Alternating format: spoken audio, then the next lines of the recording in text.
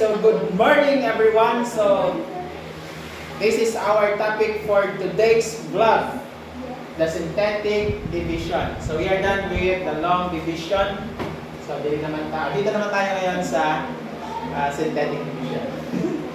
Okay, so we have this problem, 2x cubed plus x squared minus 6x minus 8 divided by x minus 2.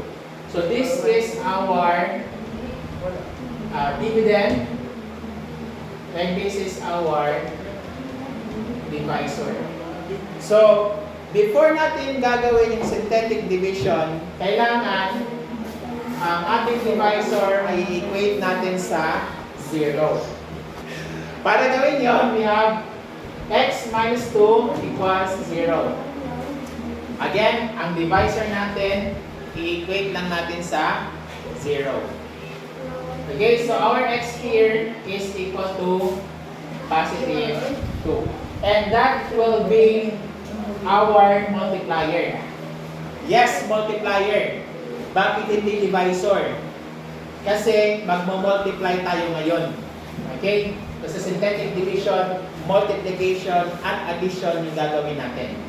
So again, our 2 na nakuha natin dito sa pag-equate natin sa 0 sa ating divisor, that is our multiplier.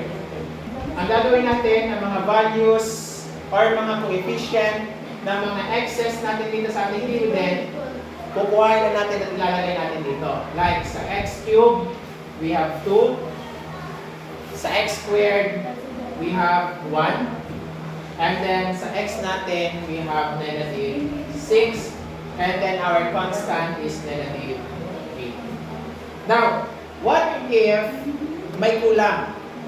No, like sa long division natin last time, for example, walang x dito. Dumiretso lang sa constant. So, ano yung gagawin natin?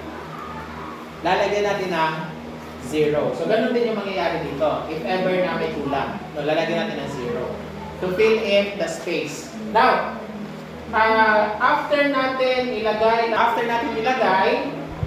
unang gagawin natin is i-bring down natin yung unang number. Okay, or the first term. Bring down 2. Then after natin siyang i-bring down, i-multiply natin. Okay?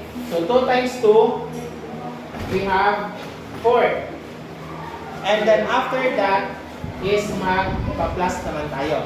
So sa long division, divide, multiply, and subtract. Dito naman sa synthetic, bring down, multiply, then add. Multiply, then add ang mangyayari. So again, bring down 2, multiply 2 times 2, that is 4. Then 1 plus 4, so we have 5. And then 5 times 2, we have 10. And then negative 6 plus positive 10, that is 4. And then 4 times 2, we have positive 8. Then negative 8 plus positive 8, so the answer is 0. Etong nasa last, this is our remainder. Okay, this is our remainder. Yes, okay. And for the final answer, ito na, yung tanong nyo kanina. Now, so x cubed ang ating pinakamataas or highest degree in our dividend. Again, x cubed.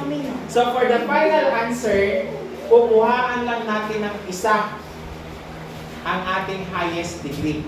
Okay? So instead of cube ang gagamitin natin, sa final answer magiging x squared. So we have 2x squared plus 5. Unsay sunod? Anong sunod sa squared? X. And then we have positive 4 as the constant. And then for the remainder, that is plus 0 over x minus 2. This is our answer.